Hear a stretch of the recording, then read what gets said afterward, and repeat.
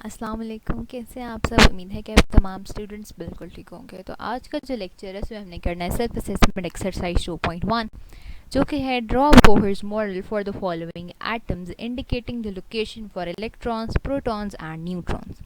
हमने Bohr model draw करना है एटम का, जिसमें हमने इंडिकेट करना है, बताना है कि इलेक्ट्रॉन्स किधर हैं, प्रोटॉन्स किधर और न्यूट्रॉन्स किधर। हमने दो बनाने हैं, कार्बन एटॉमिक नंबर 6 और मास नंबर 12 है, और क्लोरीन बनाना है जिसका एटॉमिक नंबर 17 और मास नंबर 35 है।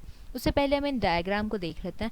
यह है Bohr model for atom A and atom B. तो इसमें हमारे पास प्रोटॉन्स के नंबर रिटर्न, ये जो सबसे छोटा सर्कल है जिसके अंदर P इज इक्वल टू 10 और N इज इक्वल टू 10 लिखा हुआ है, ये हमारा न्यूक्लियस है। ठीक है, और न्यूक्लियस के अंदर प्रोटॉन्स और न्यूट्रॉन्स होते हैं, वो हमने लिख लिया।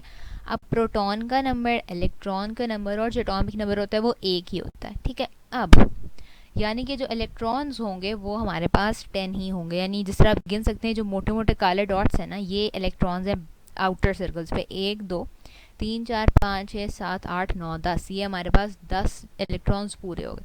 लेकिन अब सवाल ये पैदा होता है कि हमें पता कैसे चलेगा कि हमने किस रंग में कितने सर्कल्स बनाने हैं। तो पहला तो न्यूक्लियस है, इसके अंदर कोई इलेक्ट्रॉन नहीं होता। जो न्यूक्लियस से बाद में जो सब, उसके बाद जो सेकंड लास्ट छोटा है, मतलब जो न्यूक्लियस से एक नंबर बड़ा जो सर्कल है, उसमें हमेशा सिर्फ 2 इलेक्ट्रॉन्स बनते हैं। और फिर जो उससे अगला हमारे पास होता है, उसमें हम बना सकते हैं 1 2 3 4 5 6 7 8 इलेक्ट्रॉन्स हम उसमें बना सकते हैं। आप दोनों में देख लें, बिल्कुल ऐसा ही है। न्यूक्लियस के अंदर प्रोटॉन और न्यूट्रॉन है, फिर जो पहला ऑर्बिट आता है, एनर्जी लेवल आते हैं, उसमें 2 इलेक्ट्रॉन्स हैं, और जो उससे बड़ा एनर्जी लेवल आता है, ऑर्बिट आता है, उसके अंदर 8 इलेक्ट्रॉन्स हम मैक्सिमम डाल सकते हैं। तो अब हम चलते हैं अपने तस्वीर की तरफ के, जहां हम लोग आप लोगों को दिखाऊंगी कि क्लोरीन और कार्बन एटम। ठीक है, और वहीं सब कुछ आपको समझा देंगे। Just wait a minute. ये जी हम आ चुके हैं कार्बन वाले पे। ठीक है, पहले हम कार्बन बनाना स्टार्ट करते हैं। हम पहले बनाएंगे कार्बन की डायग्राम। तो ये आप देख सकते हैं, जो बॉक्स है इसमें हमें पीछे बताया हुआ था, हम बुक की तरफ चलते हैं तो, कि कार्बन का एटॉमिक नंबर 6 होता है। और जो एटॉमिक नंबर, ये हमने पहले चैप्टर में सीख लिया था कि जो एटॉमिक नंबर होता है वो इक्वल होता है प्रोटॉन्स के नंबर के, और वो इक्वल होता है इलेक्ट्रॉन्स के नंबर के। यानी कि अगर आपको इन तीनों में से कोई एक चीज़ भी पता है तो आप तीनों चीज़ें निकाल सकते हो इससे आसानी से। ठीक है, वापस चलते हैं। ये है हमारे पास प्रोटॉन्स के नंबर 6 हैं, न्यूट्रॉन्स के नंबर B6 हैं। ठीक है, अब इलेक्ट्रॉन्स हमारे पास हैं। प्रोटॉन, हमने सबसे पहले एक सर्कल आपने कंपास से लेके बनाना है, उसमें आप लिखेंगे P इज इक्वल टू 6, यानी प्रोटॉन इज इक्वल टू 6। ठीक है, और फिर आप 2 सर्कल्स बना लोगे बड़े, जिसमें हम पहले में 1 2 इलेक्ट्रॉन्स बनाएंगे, और जो उससे बड़ा है उसमें हम सिर्फ 4 इलेक्ट्रॉन्स बनाएंगे। आप सोच रहे होंगे यहाँ 4 क्यों बना रहे हैं और पिछले वाले में 8 क्यों थे?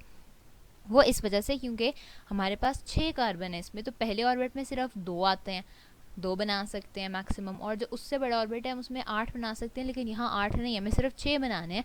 तो ये हमने पहले ऑर्बिट में 2 बनाए, 1 2, और फिर यहाँ 4, 3 4 5 6, और हमारे पास 6 इलेक्ट्रॉन्स पूरे हो गए।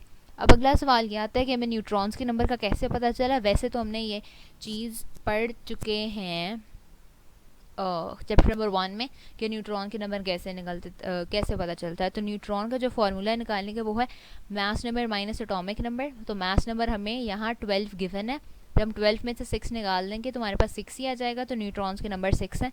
ये इस तरह सवाल सॉल्व होगा। अब हम अगली पिक्चर की तरफ चलते हैं। ये है हमारे पास क्लोरीन का। क्लोरीन का हमें यहाँ बताया हुआ कि क्लोरीन के जो एटॉमिक नंबर है वो 17 है। ठीक है, 17 है। प्रोटॉन इज इक्वल टू 17, और जाहिर है कि जो प्रोटॉन का नंबर है वही इलेक्ट्रॉन्स के नंबर है। तो हम आप सर्कल्स कंपास से बना लें। 1 2, अब काउंट करें, 1 2 3 4 5 6 7 8 9 10 11 12 13 14 15 16 एंड 17। ठीक है, ये हमारे पास 17 जो है प्रोटॉन इलेक्ट्रॉन्स, ये भी हमने ड्रॉ कर लिए हैं। ठीक है, अब अगला सवाल है कि हम मास किस तरह न्यूट्रॉन के नंबर निकालेंगे। तो जब हम, वो होता है mass number minus atomic number, तो जब 35 को 17 में से माइनस करेंगे तो हमारे पास जवाब आ जाएगा 18, और यही हमारा आंसर है। तो इस तरह आप ये डायग्राम बना सकते हैं। ये पहली तस्वीर है, ये क्लोरीन की तस्वीर है। ठीक है, और ये है हमारे पास कार्बन की। ठीक हो गया।